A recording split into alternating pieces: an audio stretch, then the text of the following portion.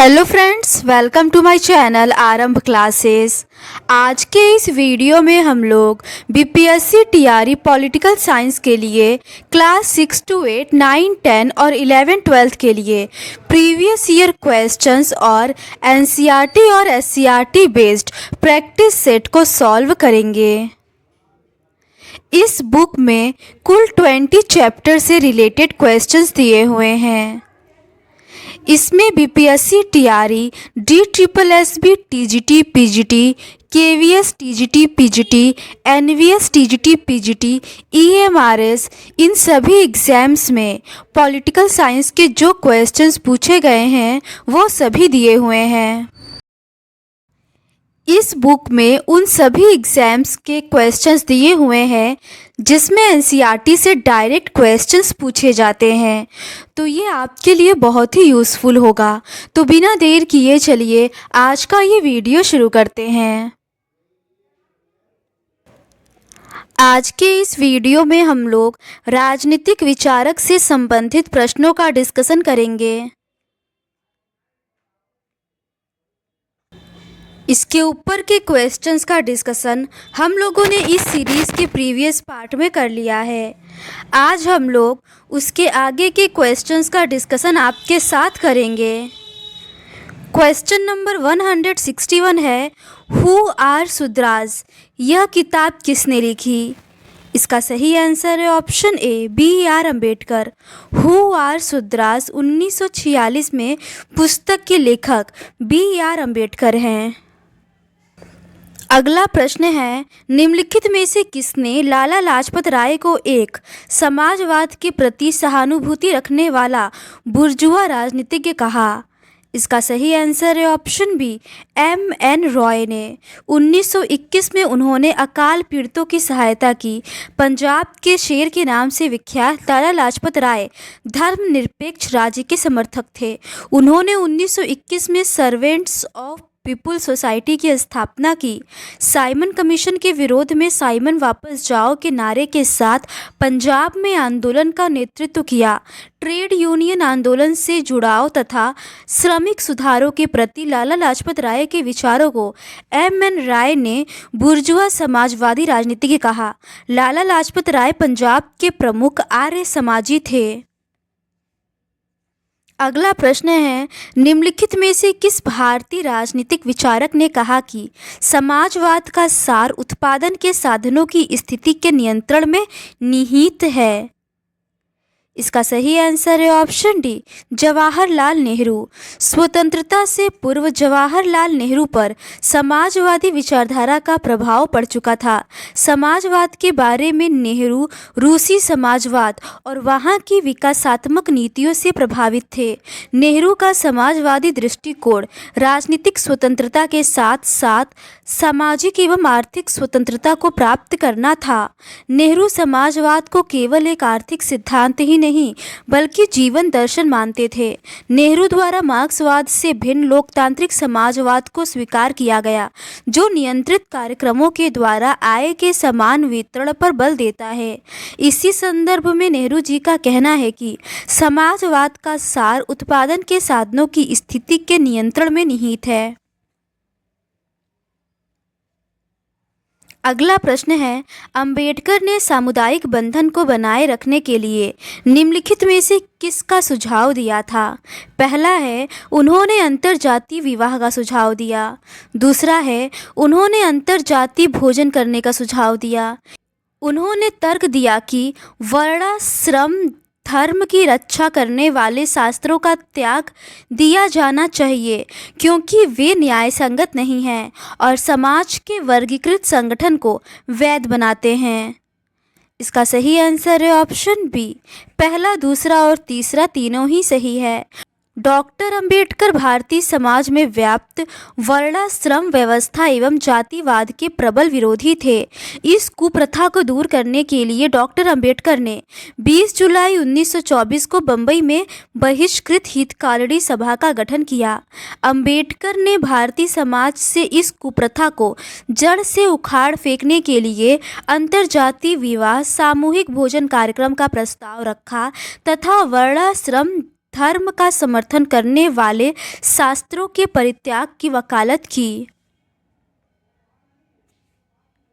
अगला प्रश्न है, रक्ता कोरबी और मुक्तधारा निम्नलिखित भारतीयों में से किसकी कृतियां हैं? इसका सही आंसर है ऑप्शन सी, रविंद्रनाथ टैगोर। रविंद्रनाथ टैगोर भारत के महान राष्ट्रकवि थे। इन्हें साहित्य के लिए नोबेल पुरस्कार से सम्मानित किया गया। गीतांजलि, काबुलीवाला, योगा योग, राजश्री आदि टैगोर की मुख्य कृतियां हैं। इनकी कृति रक्ता कोरबी और मुक्तधारा को विशेष स्थान प्राप्त है।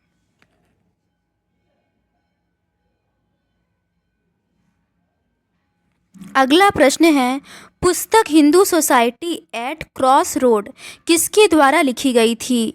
इसका सही आंसर है ऑप्शन डी, के एम पडिक्कर द्वारा। के एम पडिक्कर एक राजनेता, इतिहासकार, उपन्यासकार थे। संघीय भारत, भारतीय राज्य और भारत सरकार, हिंदू धर्म और आधुनिक दुनिया, चौराहे पर हिंदू समाज, राज्य और नागरिक आदि इनकी प्रमुख कृतियां हैं। अगला प्रश्न है, स्टेट अगेंस्ट डेमोक्रेसी पुस्तक किसके द्वारा लिखा गया है? इसका सही आंसर है ऑप्शन ए, रजनी कोठारी द्वारा। रजनी कोठारी भारत के सुप्रसिद्ध राजनीतिक सिद्धांतकार, शिक्षाविद और लेखक हैं। इन्होंने 1963 में CSDS centre for the study of developing society की स्थापना किया। यह एक अनुसंधान संस्थान है। 1980 में इन्होंने लोकायन की शुरुआत किया। यह कार्यकर्ता और बुद्धिजीवियों के मध्य एक संवाद मंच है। रजनी कोठारी ने अनेकों प्रसिद्ध पुस्तकों की रचना किया, जिसमें से कुछ प्रमुख रचनाएं इस प्रकार हैं: politics in India, caste in Indian politics, state against democracy, footsteps in the future, the multiverse of democracy. अगला प्रश्न है, the paradoxical prime minister Narendra Modi and his India, यह किताब निम्न में से किसने लिखी है? इसका सही आंसर है ऑप्शन ए, शशि थरूर। शशि थरूर भारतीय राजनीतिक और पूर्व राजनयिक हैं। उन्होंने विदेश मंत्रालय तथा भारत संसाधन विकास मंत्रालय आदि पदों को सुशोभित किया है। The paradoxical prime minister Narendra Modi and his India 2018 Shashi Tharoor की रचना है। थरूर कांग्रेस पार्टी के वरिष्ठ नेता हैं। अगला प्रश्न है, गांधी की पद्धति को संवादात्मक प्रतिरोध कौन कहता है? इसका सही आंसर है ऑप्शन डी, डेविड हार्डीमैन। डेविड हार्डीमैन आधुनिक भारत के इतिहासकार और सबाल्टर्न स्टडीज ग्रुप के संस्थापक सदस्य हैं। इनका जन्म पाकिस्तान में और पालन पोषण इंग्लैंड में हुआ। वर्तमान में ये इतिहास विभाग के प्रोफेसर हैं। इन्होंने गांधी जी की पद्धति को संवादात्मक प्रतिरोध पद्धति माना है। इनकी प्रमुख रचनाएं हैं Gandhi in his times and ours, non cooperation in India, non violent strategy and protest. अगला प्रश्न है, निम्नलिखित में से किसने कहा राज्य केंद्रित और संगठित रूप से हिंसा का प्रतिनिधित्व करता है? व्यक्ति के पास आत्मा होती है, लेकिन राज्य एक निष्प्राण मशीन है। वह उस हिंसा से कभी मुक्त नहीं हो सकती जिसके कारण उसका अस्तित्व है। इसका सही आंसर है option B, M.K. Gandhi. Mahatma Gandhi राज्य को हिंसा की उपज मानते हैं तथा राज्य के अस्तित्व को नकारते हुए उसकी तुलना यंत्र से करते हैं। इसी कारण महात्मा गांधी को दार्शनिक अराजकतावादी कहा जाता है। अगला प्रश्न है, हु वर शूद्रास पुस्तक के लेखक कौन है? इसका सही आंसर है ऑप्शन ए, B.R. अम्बेडकर।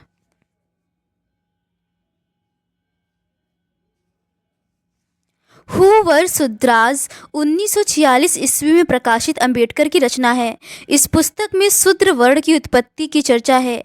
अंबेडकर ने इस पुस्तक को ज्योतिराव फूले को समर्पित किया। अगला प्रश्न है, निम्नलिखित में से किस भारतीय राजनीतिक विचारक का मत था कि अपने ही लोगों के दृष्टिकोण में परिवर्तन विद्रोह है?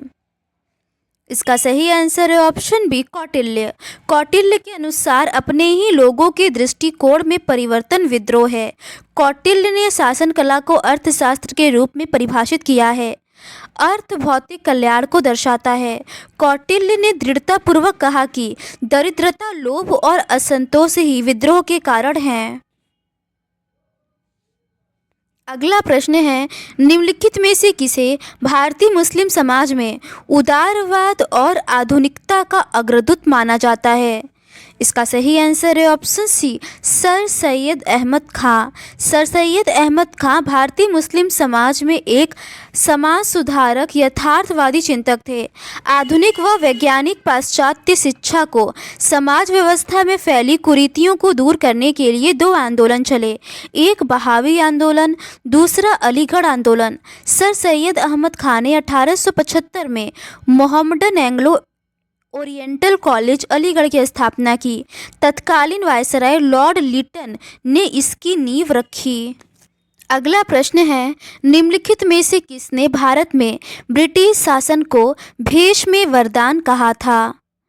इसका सही आंसर है ऑप्शन बी, राजा राममोहन राय। राजा राममोहन राय ने भारत में ब्रिटिश शासन को भेष में वरदान कहा था। रॉय स्वयं ग्रीक, हिब्रू, संस्कृत व फारसी जानते थे। उन्होंने उपनिषदों, ओल्ड टेस्टामेंट व कुरान का उनकी मूल भाषा में अध्ययन किया था, पर वे दूरदर्शी थे। अतः उन्होंने अंग्रेजी भाषा व पाश्चात्य वैज्ञानिक शिक्षा का महत्व समझ लिया था। वे कोई कट्टर राष्ट्रवादी नहीं थे। वे तो भारत में अंग्रेजी शासन को वरदान मानते थे।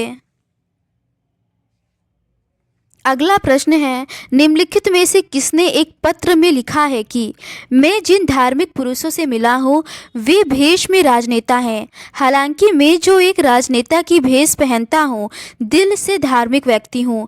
मेरा झुकाव राजनीतिक नहीं बल्कि धार्मिक है। इसका सही आंसर है ऑप्शन सी, महात्मा गांधी। महात्मा गांधी ने एक पत्र में लिखा है कि मैं जिन धार्मिक पुरुषों से मिला हूँ वे भेष में राजनेता है। हालांकि मैं स्वयं धार्मिक व्यक्ति हूँ। मेरा झुकाव राजनीतिक नहीं बल्कि धार्मिक है।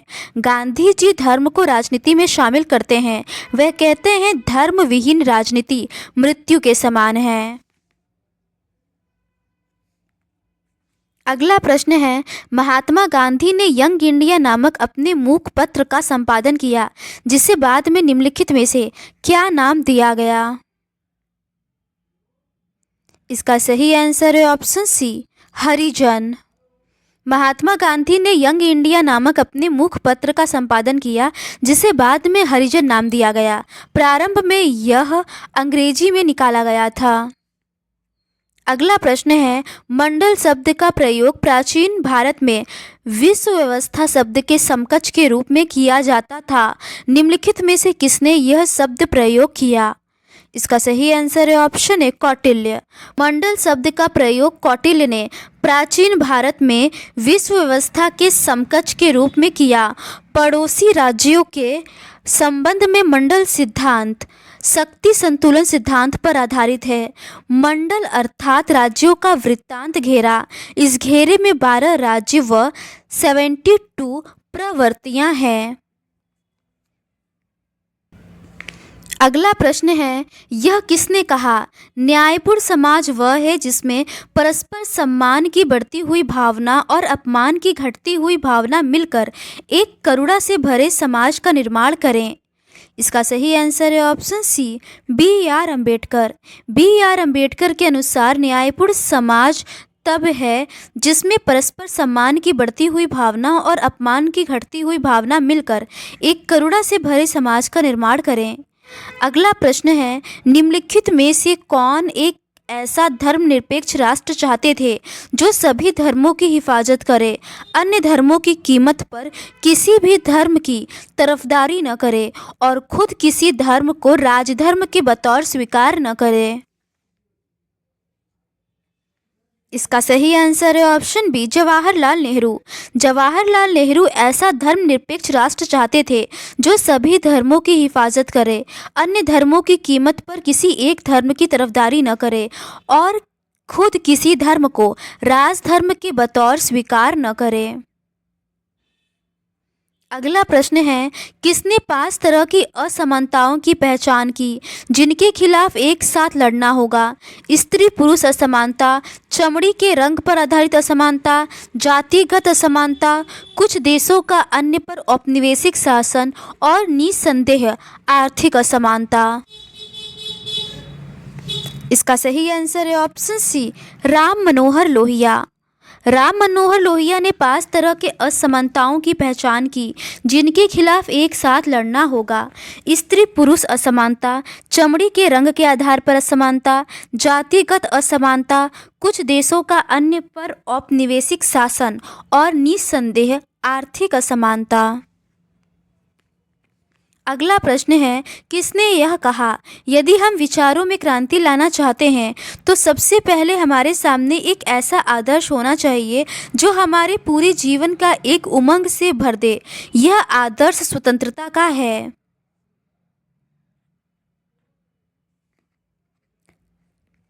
इसका सही आंसर है ऑप्शन सी, नेताजी सुभाष चंद्र बोस का। नेताजी सुभाष चंद्र बोस का कथन है, यदि हम विचारों में क्रांति लाना चाहते हैं तो सबसे पहले हमारे सामने एक ऐसा आदर्श होना चाहिए जो हमारे पूरे जीवन को एक उमंग से भर दे। यह आदर्श स्वतंत्रता का है। अगला प्रश्न है, नीचे 2 कथन दिए गए हैं, एक को अभिकथन और दूसरे को कारण कहा जाता है। नीचे दिए गए कोट से सही उत्तर का चयन करें। अभिकथन है, जयप्रकाश नारायण द्वारा प्रतिपादित संपूर्ण क्रांति की अवधारणा 7 क्रांतियों पर उसके विचारों का संगम है, अर्थात सामाजिक, आर्थिक, राजनीतिक, सांस्कृतिक, वैचारिक और बौद्धिक, शैक्षिक और आध्यात्मिक। कारण है, इन क्रांतियों की संख्या को लेकर जेपी बहुत कठोर नहीं थे। उन्होंने कहा कि 7 क्रांतियों को राजनीतिक व्यवस्था में सामाजिक संरचनाओं की मांगों के अनुसार समूहीकृत किया जा सकता है। इसका सही आंसर है ऑप्शन सी, ए और आर दोनों सत्य है, लेकिन आर एक ही सही व्याख्या नहीं है। जयप्रकाश नारायण ने अपनी रचना प्रिजन डायरी में इस बात का उल्लेख किया है कि संपूर्ण क्रांति 7 क्रांतियों पर उनके विचारों का समन्वय है। जयप्रकाश नारायण का मानना था कि इस क्रांति का मुख्य उद्देश्य मौजूदा समाज में सर्वोदयी विचार के साथ बदलाव लाना है। जेपी ने 5 जून 1974 को पटना के गांधी मैदान से तत्कालिक इंदिरा गांधी सरकार को अस्वीकार्य नीतियों व सर्वसत्ता के खिलाफ संपूर्ण कृति का आह्वान किया। यह एक अहिंसात्मक क्रांति का आगाज था जिसका ध्येय व्यक्ति का समाज में परिवर्तन कर विद्यमान विकृत व्यवस्था की जगह सामाजिक, राजनीतिक, आर्थिक, शैक्षणिक, सांस्कृतिक व आध्यात्मिक व्यवस्थाओं को नवीन रूप देना था। अगला प्रश्न है, निम्नलिखित में से किसका विचार था कि लोकतंत्र सुचारू रूप से और स्वराज की अवधारणा के अनुसार तभी कार्य कर सकता है जब उसका विकेंद्रीकरण हो? इसका सही आंसर है ऑप्शन सी, महात्मा गांधी। गांधी जी संसदीय लोकतंत्र के विरोधी थे क्योंकि उनका मानना था कि इसमें ईमानदारी का ढोंग और प्रदर्शन की अधिकता होती है। वे पश्चिमी राज्यों को नाम मात्र का लोकतंत्र मानते थे। गांधी जी सच्चा लोकतंत्र स्वराज को मानते थे। इनकी स्वराज की अवधारणा एक व्यापक अवधारणा है। इनका मानना था कि स्वराज का आशय सिर्फ विदेशी शासन से ही मुक्ति नहीं है बल्कि सांस्कृतिक और नैतिक रूप से भी स्वतंत्रता है। गांधी जी का मानना है कि स्वराज सच्चे अर्थों में तभी चरितार्थ होगा जब किसी भी स्तर पर सत्ता का दुरुपयोग होने पर सब लोग मिलकर उसका विरोध करना सीख जाएंगे और इस संबंध में उपयुक्त क्षमता प्राप्त कर लेंगे। गांधी जी विकेंद्रित सत्ता के समर्थक थे। उनका मानना था कि जब सत्ता विकेंद्रित होगी तो उसके दुरुपयोग की गुंजाइश कम से कम होगी और लोग सामूहिक रूप से उसका विरोध करेंगे। तभी लोकतंत्र सही रूप में स्वराज की भावना के अनुरूप कार्य कर पाएगा। अगला प्रश्न है, निम्नलिखित में से कौन सा सिद्धांत गांधी जी के सामने आर्थिक विचारों की पूर्ति के लिए निर्धारित सिद्धांतों में से नहीं है? इसका सही आंसर है ऑप्शन बी, मार्क्सवादी साम्यवाद के सिद्धांतों का यथासंभव पालन किया जाना चाहिए। आर्थिक क्षेत्र में गांधी जी का सर्वाधिक महत्वपूर्ण सिद्धांत है न्यायशीलता या संरक्षता का सिद्धांत। इसके माध्यम से गांधी जी धनिकों का आत्मिक उत्थान और निर्धनों का भौतिक उत्थान करना चाहते थे ताकि समाज में विद्यमान आर्थिक विषमता को दूर किया जा सके। गांधी जी विकेंद्रित अर्थव्यवस्था के समर्थक थे ताकि उत्पादन कुछ ही स्थानों पर सीमित न रहे बल्कि प्रत्येक छोटे छोटे स्थानों पर आवश्यक वस्तुओं का उत्पादन हो। गांधी जी औद्योगिकरण के विरोधी थे और कुटीर उद्योगों के समर्थक थे क्योंकि भारत के लिए कुटीर उद्योग ही उपयुक्त है। अगला प्रश्न है, डॉक्टर राम मनोहर लोहिया के संबंध में निम्नलिखित कथनों पर विचार करें। पहला है, अपनी पुस्तक मार्क्स गांधी एंड सोशलिज्म में लोहिया ने रचनात्मक कार्यक्रमों के सफल संचालन के लिए एक उपयुक्त दर्शन के रूप में लोकतांत्रिक समाजवाद के सिद्धांतों का विश्लेषण किया। दूसरा कथन है, यद्यपि लोहिया द्वंद्वात्मक भौतिकवाद के समर्थक थे, उन्होंने चेतना पर अधिक जोर दिया। तीसरा है, उन्होंने उस समय के पूंजीवादी राज्य की जड़ें जमाने के लिए समाजवादी आंदोलन को त्याग दिया। नीचे दिए गए कूट से सही कथनों का चयन कीजिए। इसका सही आंसर है ऑप्शन सी, पहला और दूसरा दोनों सही है। राम मनोहर लोहिया जी का समाजवाद मार्क्स व गांधीयन समाजवाद का मिश्रण है। इनका समाजवाद संपन्नता व समता का प्रतीक है। इनका समाजवाद मार्क्स के वैज्ञानिक समाजवाद, गांधी के सर्वोदय तथा नेहरू के फेबियन के मिश्रण से बना लोकतांत्रिक समाजवाद है। इन्हें मार्क्सवादी समाजवाद की तानाशाही पसंद नहीं थी, इसलिए लोहिया जी ने मार्क्सवादी समाजवाद को एक मृत सिद्धांत कहा। अगला प्रश्न है, निम्नलिखित में से किस व्यक्ति ने समाजवाद के विचार के रूप में 7 क्रांतियों का सप्त क्रांति दी? इसका सही आंसर है option A, Ram Manohar Lohia. Doctor Ram Manohar Lohia भारत के समाजवादी आंदोलन के एक प्रमुख नेता थे। इन्होंने एशिया की विशेष परिस्थितियों को ध्यान में रखकर समाजवाद की एक नई व्याख्या प्रस्तुत किया। लोहिया जी भारत के समानता, सामाजिक न्याय, व्यक्तिगत स्वतंत्रता और गरिमा के पथ प्रदर्शक माने जाते हैं। लोहिया जी भारत के सामाजिक संबंधों में क्रांतिकारी बदलाव लाना चाहते थे। डॉक्टर लोहिया ने इस क्रांतिकारी बदलाव को ही सप्त क्रांति की संज्ञा दिया है, जो अधोलिखित रूप में इस प्रकार हैं।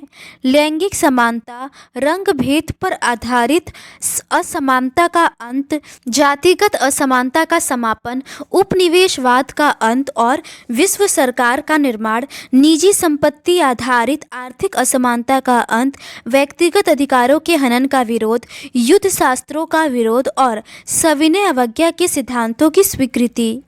अगला प्रश्न है, निम्नलिखित में से किस लीडर ने संविधान के मसौदा समिति के सामने प्रस्तावना का प्रस्ताव रखा?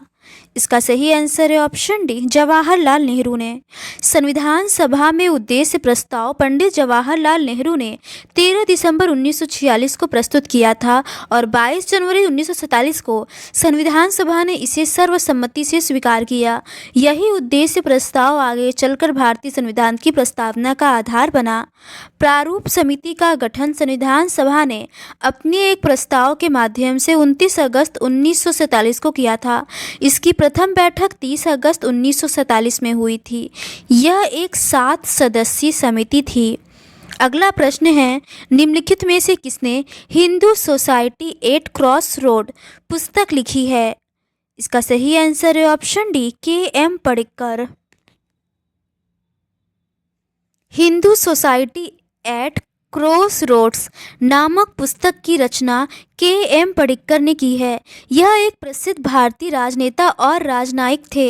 इन्होंने अपनी इस पुस्तक में इस बात का उल्लेख किया है कि हिंदू लोगों में क्यों, कैसे और किन कठिन परिस्थितियों में बदलाव हुआ है। हिंदू समाज की संस्थाएं नियम और प्रथाओं पर आधारित हैं, अतः ये सेक्युलर हैं।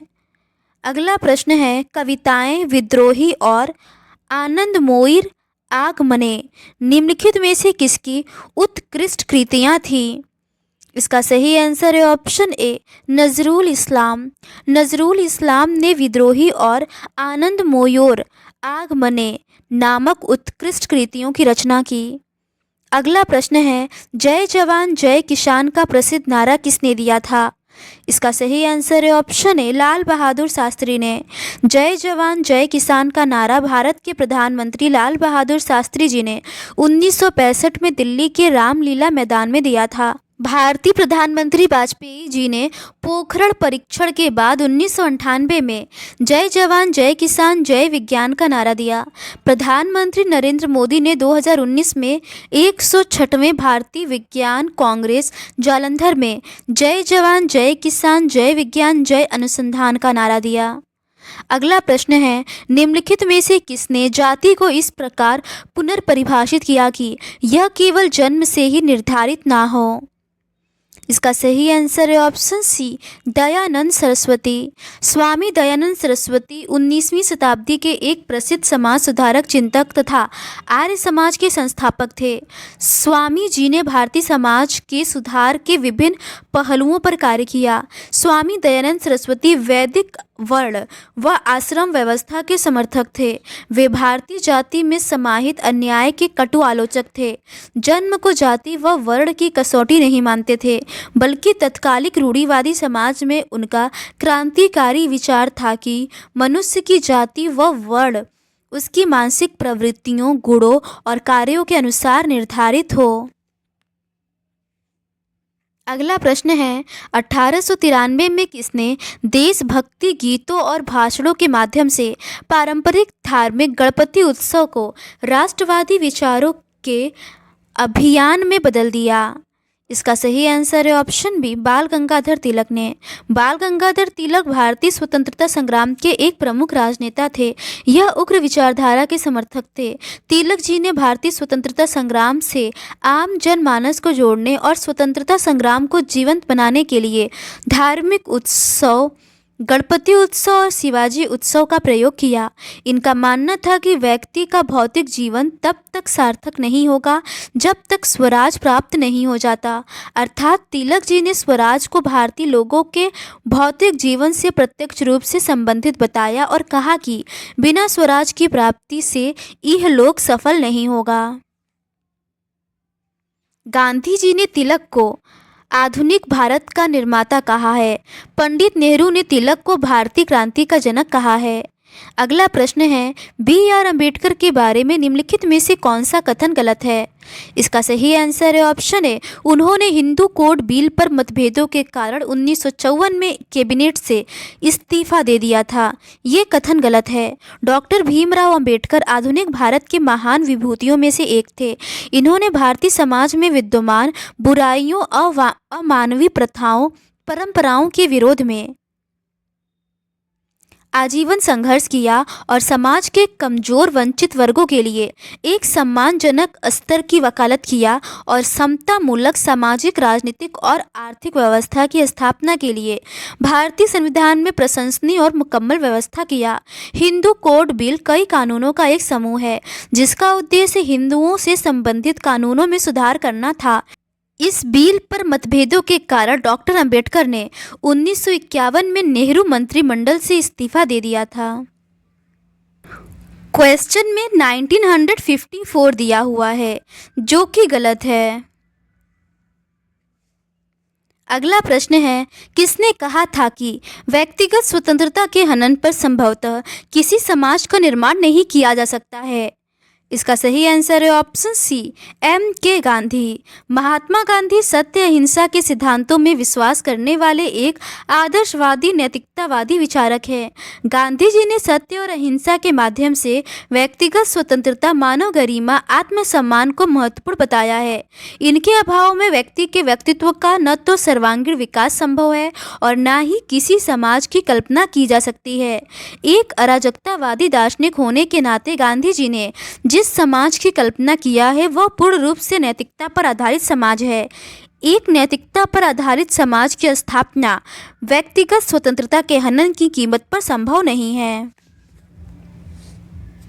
अगला प्रश्न है, सत्याग्रह नामक प्रतिरोध की गांधीवादी पद्धति को डैश के द्वारा गांधीवादी द्वंद्वात्मक कहा गया है? इसका सही आंसर है ऑप्शन बी, बोंडुरेट।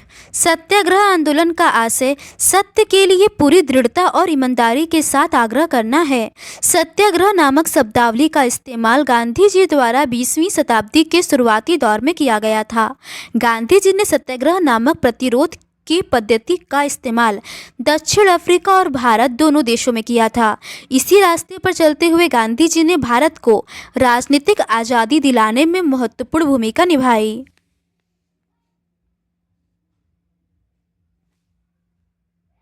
तो आज के इस वीडियो में बस इतना ही। इस सीरीज़ के नेक्स्ट पार्ट में हम लोग विविध से संबंधित प्रश्नों को देखेंगे।